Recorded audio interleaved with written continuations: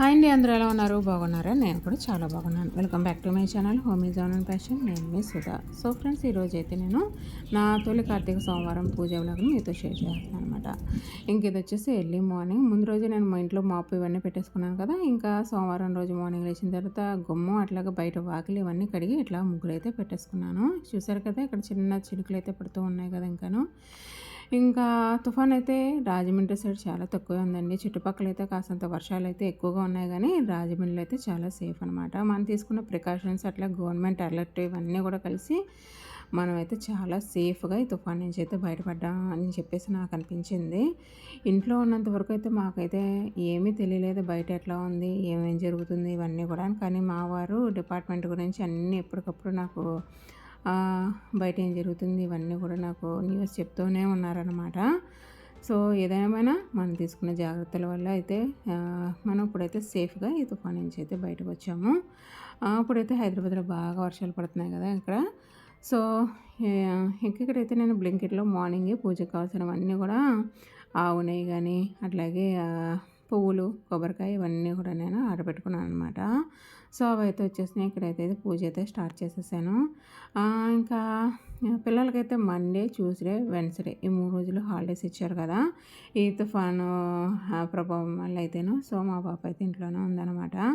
అందు గురించి అనమాట ఎటువంటి హడావ లేకుండా చాలా పీస్ఫుల్గా అయితే ఇంట్లో పూజ అయితే చేసుకుంటున్నాను. లేకపోతే ఆ గ్యారేజ్ కోసం మార్నింగే పరుగులతో టెన్షన్తో పక్కన పూజ గురించి ఆలోచిస్తూ ఇంకో పక్కన మా పాప గురించి పరిగెడుతూ ఉండవలసి వచ్చేదనమాట. ఇంక ఈరోజైతే చాలా పీస్ఫుల్గా అయితే పూజ చేసుకున్నాను.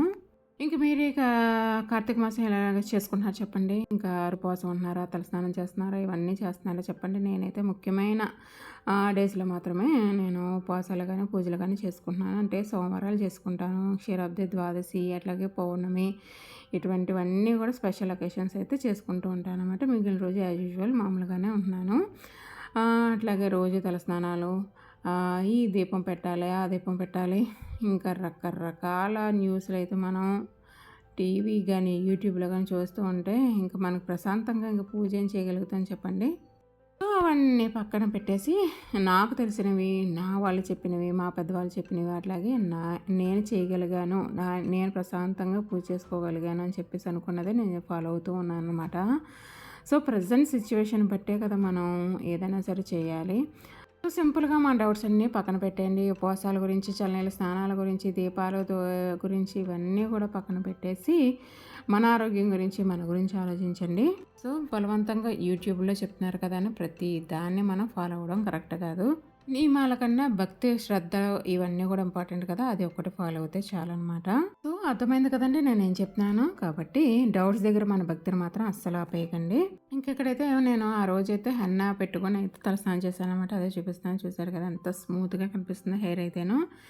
చాలా సిల్కీగా ఉంటుంది అనమాట హెయిర్ అయితేను. అట్లాగే నాకు ఈ మధ్యన గ్రే హెయిర్ అయితే బాగా ఎక్కువైపోయింది అనమాట. సో దాని గురించి కూడా నేను హెన్నా అయితే వాడుతూ వస్తున్నాను అనమాట. ప్రతి 15 days ఒకసారి కంపల్సరీ హెన్నా అయితే పెట్టుకుంటూ ఉంటాను నేను. ఇంకా బయట తులసికోట చూపించలేదు కదా మీకు. సో తులసికోట దగ్గర ఈ విధంగా అయితే సింపుల్గా పూజ చేసేసుకున్నాను అనమాట. ఇంకా యాజ్ యూజువల్ మన ఇంట్లో అయితే డైలీ రొటీన్ వర్క్స్ అయితే ఉంటాయి కదా. ఇంకా ఆ రోజైతే నేను ఉపవాసం ఉన్నానండి. చెప్పాను కదా కార్తీక సోమవారాలు అయితే ఉపవాసం ఉంటాను అనమాట. సో అందు గురించి అనమాట మా వాళ్ళకైతే నేను భోజనం అయితే వండేసాను.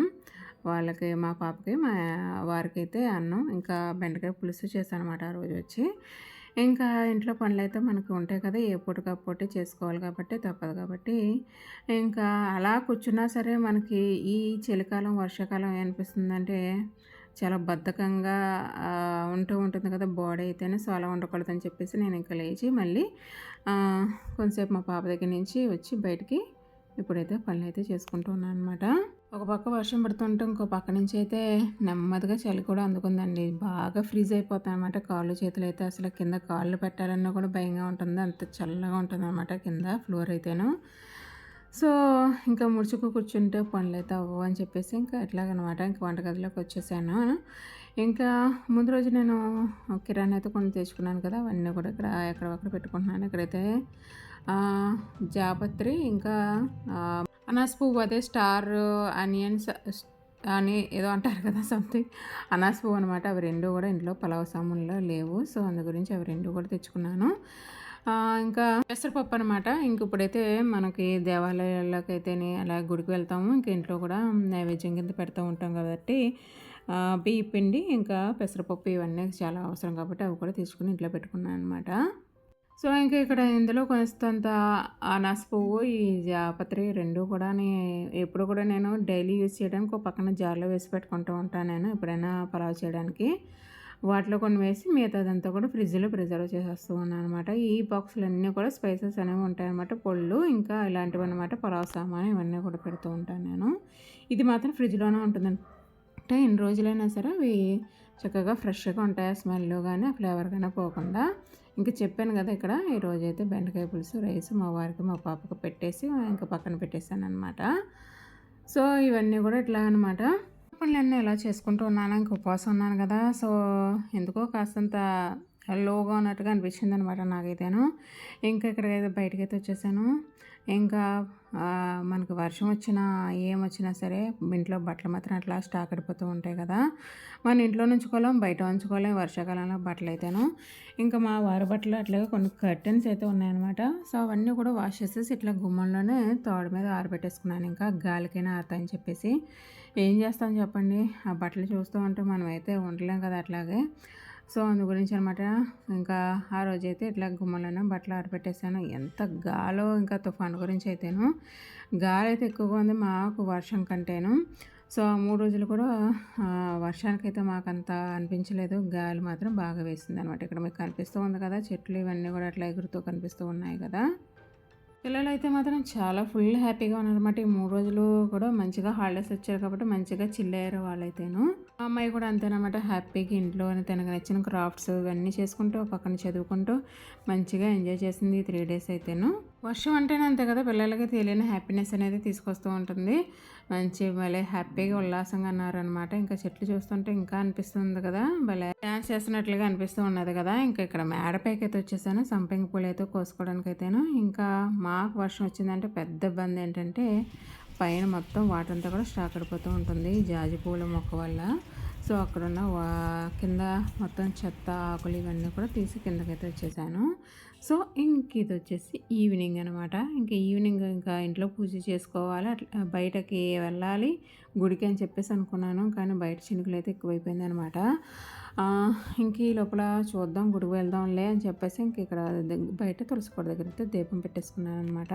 ఇంకా అలాగా ఆ టైంకి అయితే కరెక్ట్గా 6 ఆ టైం అయితే అయిందనమాట. మా వారు కూడా ఇంట్లోనే ఉన్నారు. సో, ఆయన ఇంక ఇక్కడ దీపం పెట్టేసి హారతి అయితే ఇచ్చామన్నమాట. అందు గురించి సో, ఆయన కూడా ఇట్లా పూజ చేసేసుకున్నారు. ఇంట్లో అయితే ఈవినింగ్ పూజ ఇట్లా జరిగింది. ఇంకా మా వారు ఇంట్లో ఉన్నారు కాబట్టి మా ఇంటి పక్కనే శివాలయం ఉంటుంది. మీకు చూపించాను కదా చాలాసార్లు. ఇంకా మా వారితో నేను ఇంకా గబగబా శివాలయానికైతే వచ్చేసాననమాట. వర్షంలో ఇంకా ఎంతసేపు పట్టదో ఒక 5 మినిట్స్ అటు ఇటులో బండి మీద కాబట్టి ఇబ్బంది ఏం లేకుండా తడవకుండా గుడికైతే వెళ్ళొచ్చేసాం. కాసంత హ్యాపీ అనిపించింది అనమాట అట్లా గుడికి వెళ్ళి రావడం కూడాను. ఇంటికి రాగానే ఇట్లా ధూపం అయితే వేసేసుకున్నాను అనమాట. ఇంకా ధూపం వేసుకున్న అదొక పాజిటివ్, అదొక వైబ్రేషన్ కదా! సో, ఇల్లంతా కూడా కాసంత పవర్ అనేది మారుతూ ఉంటుంది ఈ అకేషన్స్ టైంలోని. ఇలా ప్రతి రూమ్‌లో కూడా చక్కగా బయట గుమ్మంలో కూడా ధూపం వేసి ఇంట్లోకి అయితే వచ్చేసాను. ఇంక ఇక్కడ బట్టలైతే కనిపిస్తున్నాయి కదా! మార్నింగ్ చెప్పాను కదా! అవైతే ఇక్కడ ఇంట్లో అందాక అట్లా బయట కుర్చీలో ఆరబెట్టేసి ఉంచానన్నమాట. మిగతా బట్టలు, షర్ట్స్ ఇవన్నీ కూడా ఆరిపోయినాయి. అవన్నీ కూడా పక్కన పెట్టేశాను. సో, ఈరోజు కార్తీక సోమవారం మొదటి వారం చాలా బాగా అయితే సింపుల్‌గా పూజ అయితే ఇట్లా చేసుకున్నాను అనమాట. మీ పూజ ఏ విధంగా జరిగింది అనేది తప్పకుండా కామెంట్ సెక్షన్‌లో చెప్పండి. మళ్ళీ మంచి వ్లాగ్‌తో కలిసి అంత